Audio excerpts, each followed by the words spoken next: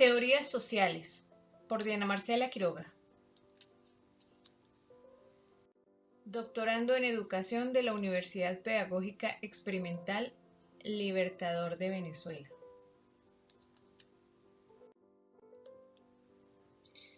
Haremos un recorrido por las teorías sociales en Latinoamérica a la luz de 4 filósofos latinoamericanos que nos exponen sus teorías acerca de las prácticas políticas y culturales en la línea de Néstor Canclini, Jesús Martín Barbero y el introductor de la fenomenología Alfred Schultz, junto con Castro García, filósofo colombiano conocido por sus investigaciones genealógicas sobre las herencias coloniales. Iniciamos entonces con Consumidores y Ciudadanos de Néstor García Canclini, escritor, profesor, antropólogo y crítico cultural nacido en La Plata, Argentina.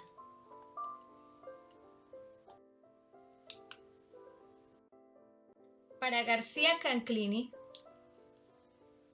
los medios masivos son los promotores de la excitación de la masa a un consumismo irracional e irreflexivo. Los medios son los propiciadores de hacer que la gente no controle sus gastos. García busca el qué y el porqué del consumo en esta obra.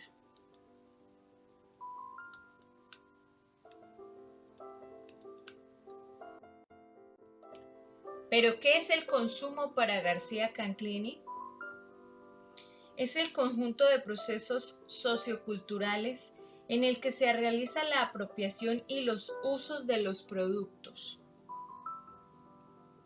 Pero estos productos no son solo la mercancía, sino el significado que estos tienen dentro de su estatus social. Es así como obtener productos con la fuerza del trabajo se ha vuelto casi que una obligación. Y entonces en los imaginarios sociales existen las marcas como aquellas que satisfacen los deseos de consumo irracionales de la gente, pero que les dan un estatus social. Las marcas no son solo marcas comerciales, sino que éstas generan una creencia de necesitar, de tener. Es por esto que los significados juegan un importante papel dentro del consumo. Y estos significados son personales de acuerdo al contexto cultural en el que el ser humano se desarrolla y se desenvuelva dentro de la sociedad.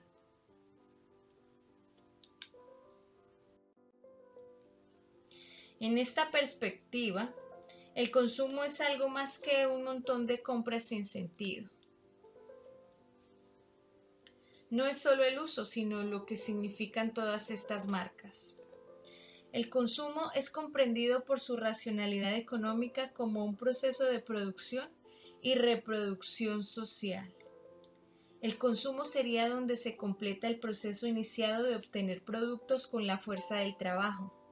Esta racionalidad económica es promovida como un ciclo donde depende de que la persona, según la sociedad, se pueda o no ver afectado por este, hablando del consumo. En un sentido más radical, el consumo se miraría de otro modo con la insatisfacción. Por ejemplo, engendrar un flujo errático de significados es lo que hace que la sociedad tienda a ser consumista más fácilmente. Entonces, los medios generan cierta manipulación en las masas para que éstas consuman.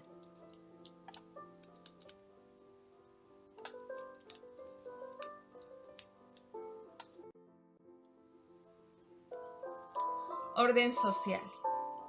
Todos estos recursos que buscan obedecer a órdenes sociales para interactuar con los demás miembros de una sociedad hacen que la sociedad se genere cada vez más homogénea y más consumista. Visto así, hoy los medios masivos nos ofrecen cualquier cosa con un chasquido de dedos. Con el internet, con las redes sociales, podemos adquirir cualquier producto en cualquier lugar del mundo, a cualquier momento y en cualquier hora. Es así como la facilidad de adquirir productos también nos ha llevado a un excesivo consumo casi que irracional. Entonces, las mercancías no son fugaces o no son solo para expandir el mercado y reproducir la fuerza de trabajo. Estas también sirven para distinguirnos e interactuar con los demás.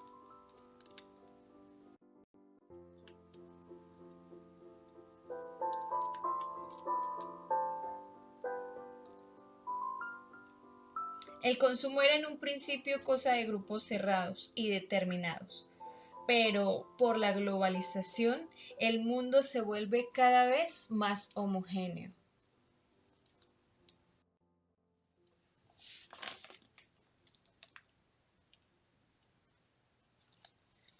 Los consumidores son capaces de leer las citas de un imaginario multilocalizado, como lo llama García. Esta situación es muy común hoy en día gracias al Internet y las redes sociales. Esto es algo en lo que la mayor parte de los habitantes del planeta estamos inmersos la mayor parte del tiempo, ya que el Internet tiene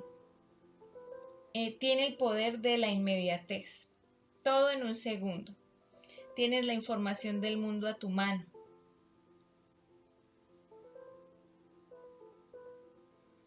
De esta manera, los fenómenos sociales y culturales van cambiando y se van haciendo cada vez más homogéneos.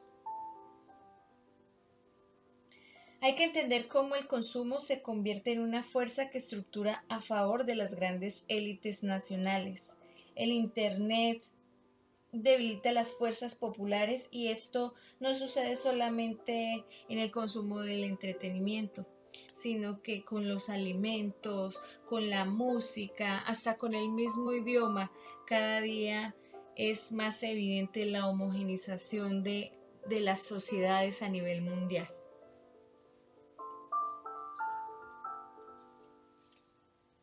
Esto quiere decir que también se pueden ver segmentados los sectores respecto a los bienes estratégicos que dan la posibilidad de ubicarse en un sector del mundo contemporáneo y tomar acciones.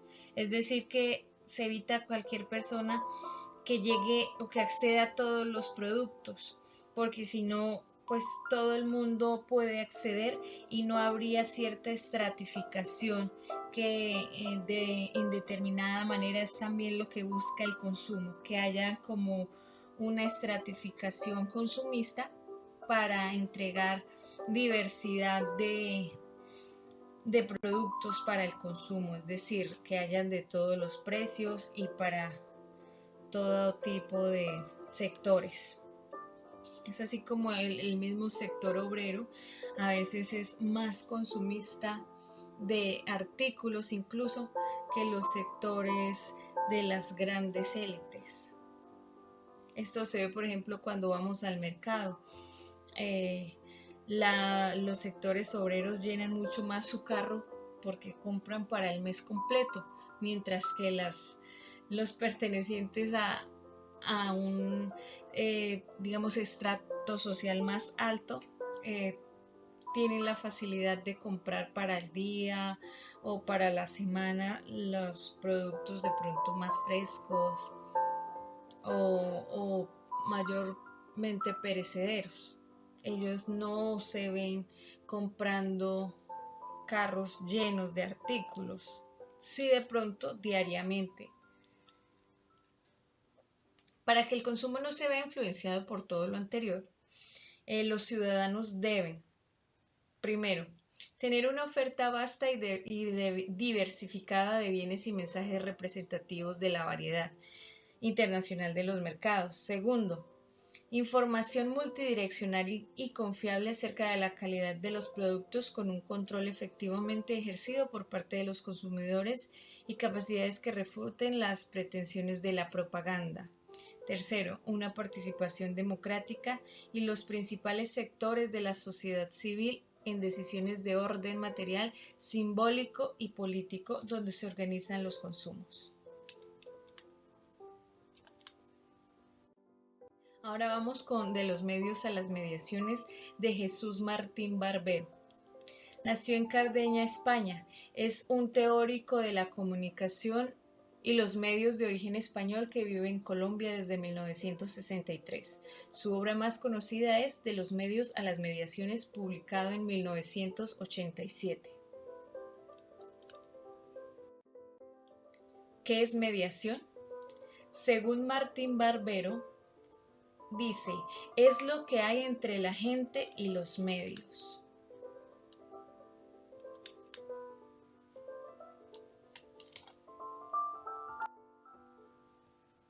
Él dice que los medios promueven los espacios culturales de la comunicación y en su obra demuestra que los medios de comunicación masivos, al ser constructores del contexto social que estaba atravesando Europa y posteriormente Latinoamérica, hacían una división muy notoria entre lo popular y las grandes élites. Más adelante veremos un poco de qué es lo popular para Martín Barbero.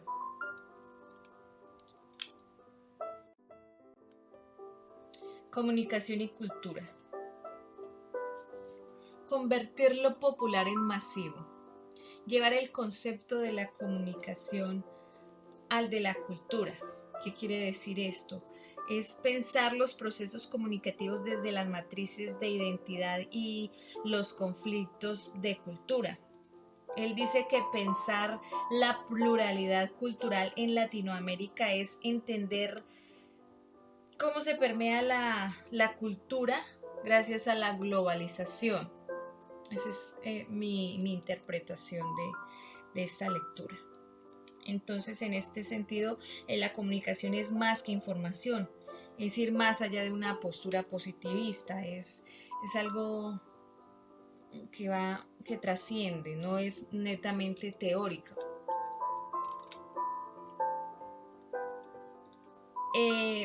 Martín Barbero habla de lo popular. Entonces, ¿qué es lo popular? Para Martín Barbero, lo popular son aquellas herencias culturales y sociales que adquirimos de nuestros ancestros y que vamos replicando con las nuevas generaciones. Pero pues todo esto ha cambiado y lleva una evolución constante desde la colonia.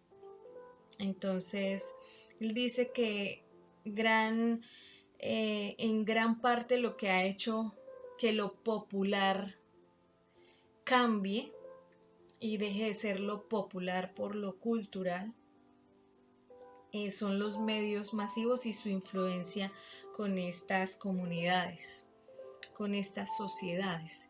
Es así como lo popular se va perdiendo y la identidad va cambiando o se va perdiendo.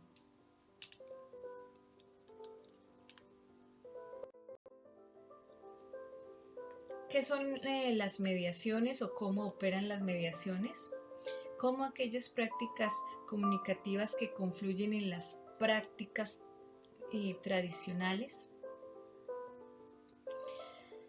Por medio de la lógica de producción, es decir, comprender las lógicas de consumo.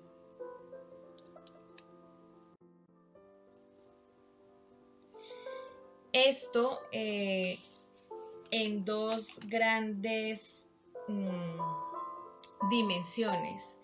Martín Barbero habla de las matrices culturales y los formatos culturales. Entonces, ¿qué son las matrices culturales? para Martín Barbero es aquello que hace particular a una sociedad, es aquello a lo que él llamó lo popular, las matrices, aquello de origen, aquello que se hereda de toda esta identidad, la idiosincrasia heredada de los ancestros. Esto es lo que él denomina como lo popular, los conocimientos ancestrales y toda esta herencia ancestral que se tiene a través del tiempo en las comunidades, en las sociedades. Entonces allí tenemos lo popular. ¿Qué son los formatos culturales? Que es la otra dimensión, como la otra cara de la moneda. Son la manera en que se nos hacen públicos los distintos elementos que conforman las formas culturales y que permiten el consumo cultural. Entonces ya todo esto popular pasa a ser, ya no es lo popular, sino que cuando ya es permeado por el consumo y otros factores, ya se vuelven formatos culturales de consumo. Un ejemplo de esto muy claro es, por ejemplo, los carnavales. Quien lo vive es quien lo goza. Entonces, ¿qué es un carnaval? Es donde, bueno, hay muchos reinados, fiestas, bailes y todo esto. La gran finalidad de todo esto en sí, la finalidad política de esto es el consumo. El consumo. Asimismo, las fiestas, por ejemplo. Entonces una fiesta de 15 años tiene que ir acompañada de mariachis. Un carnaval tiene que ser supremamente exótico, con mucho ruido, con muchos bombos y platillos, porque esto es lo que eh, eh, Martín Barbero denomina los formatos culturales, que es diferente a lo popular. Recordemos que lo popular es lo ancestral y los formatos culturales ya son como las formas culturales pasan a ser formas de consumo como tal.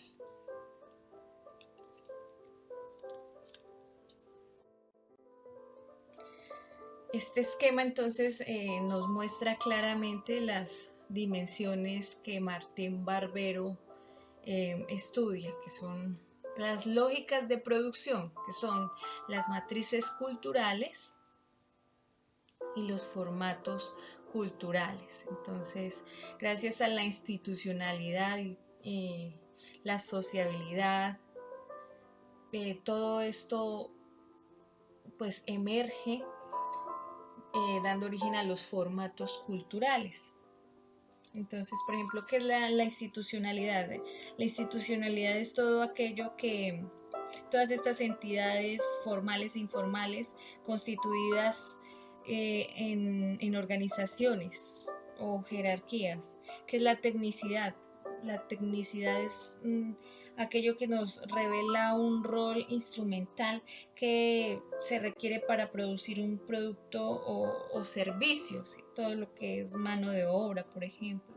La ritualidad vienen a ser todas aquellas conductas establecidas desde lo social, desde el consumo cultural. Entonces, por decir, la celebración del cumpleaños con torta y velas, eso ya es algo que tiene que ver con ritualidad y todo esto lleva al consumo.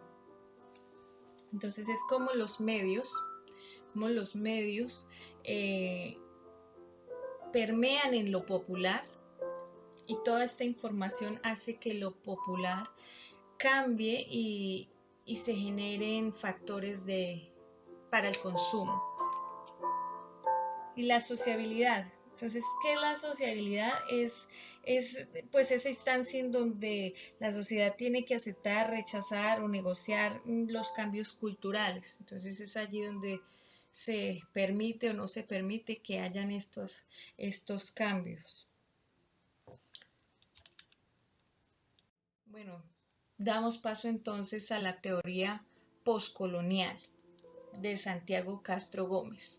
Él es un filósofo bogotano, nacido en 1958, conocido por sus trabajos genealógicos sobre las herencias coloniales en Colombia y sus estudios críticos sobre filosofía política. En la teoría poscolonial de Castro García podemos ver las perspectivas latinoamericanas sobre modernidad, colonialidad y geopolíticas del conocimiento. Él nos expone la teoría marxista y explica por qué Marx no se ocupó de estudiar el desarrollo del capitalismo en América Latina, sino que en sus teorías netamente anglosajonas habla del capitalismo, pero en Europa y en parte de Norteamérica.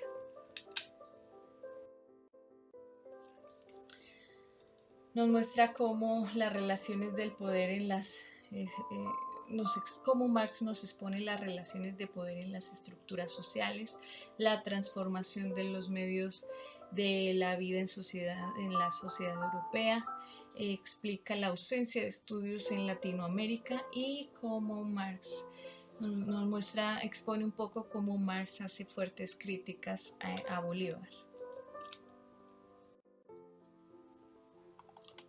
El capitalismo colonial. La colonia trae consigo la industria y el desarrollo de esta, lo cual facilitó la burguesía. Los nuevos mercados crearon nuevas necesidades de consumo, ya que no pudieron ser satisfechas solamente con los productos que encontraron en América. La apertura de estos nuevos mercados trae consigo el desarrollo de la ciencia, la innovación y la tecnología.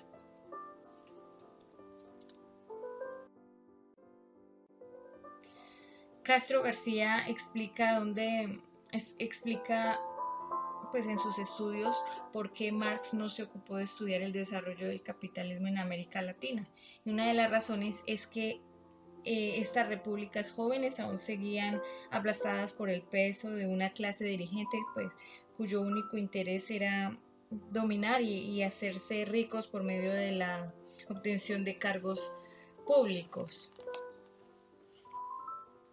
Explica que los fenómenos precapitalistas eran los conflictos de tipo étnico y racial propios de las sociedades donde todavía no había emergido la burguesía y reinaba el ordenamiento estamental y eclesiástico.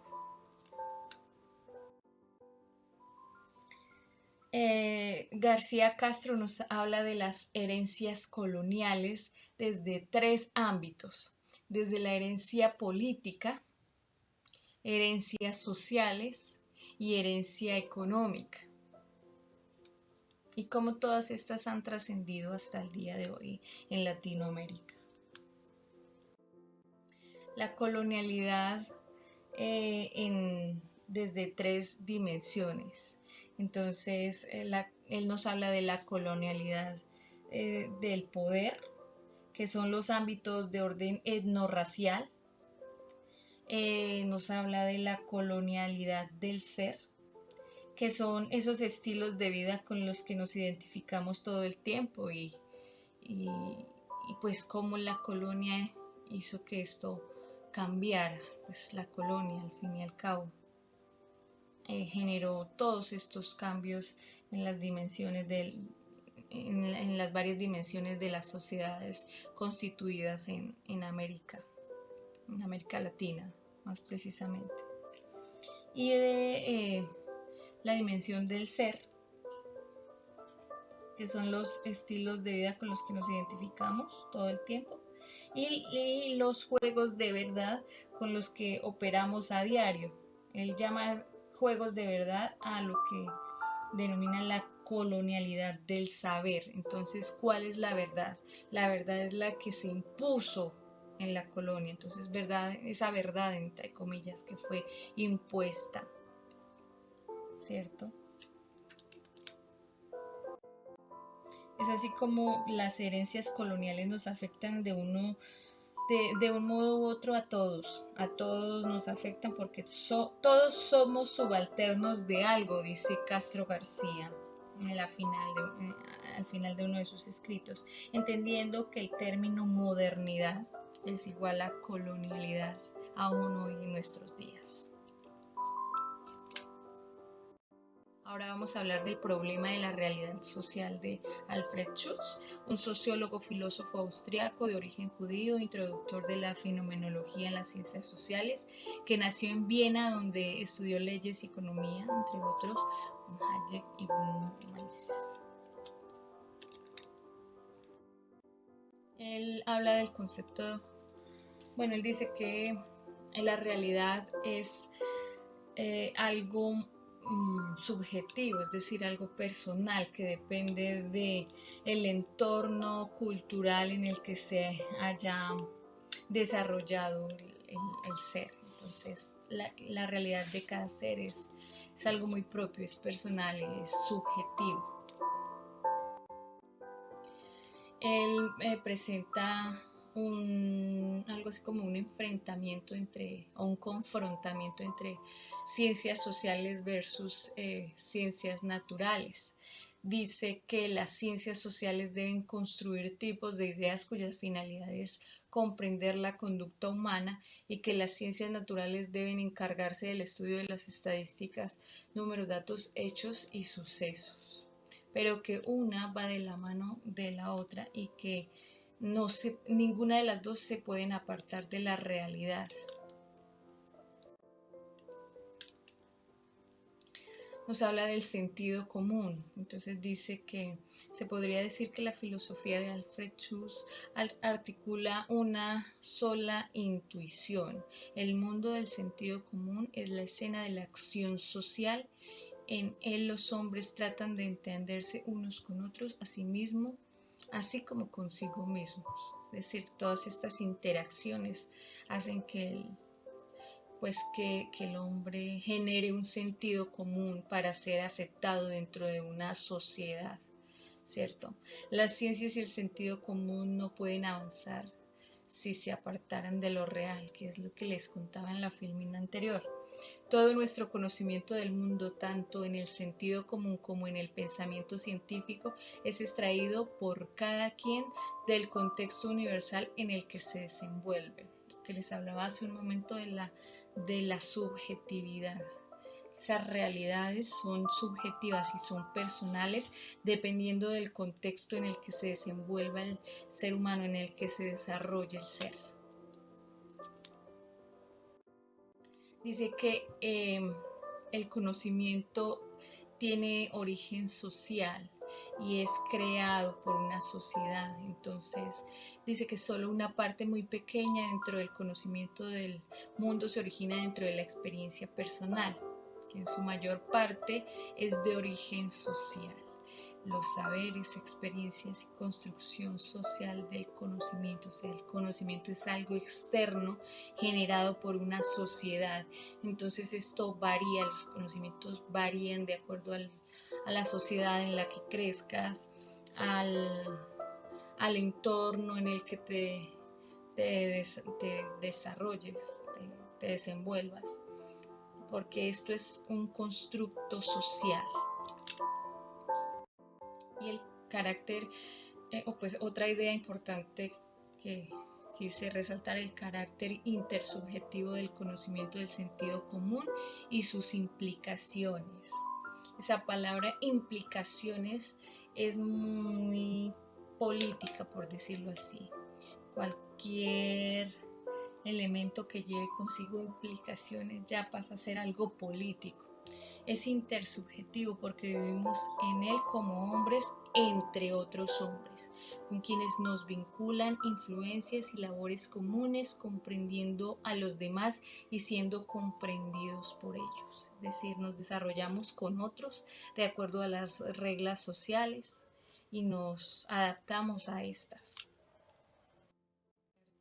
Y según estas reglas, el hombre genera una acción. Entonces esa acción depende de las motivaciones, el qué y por qué te motives a actuar o a hacer de determinada manera.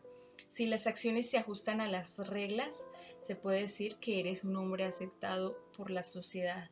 Pero si tus acciones no se ajustan a las reglas sociales, pues se dice que el hombre es rechazado por la sociedad. Entonces, de pronto en estas imágenes lo traté de ilustrar según mi interpretación.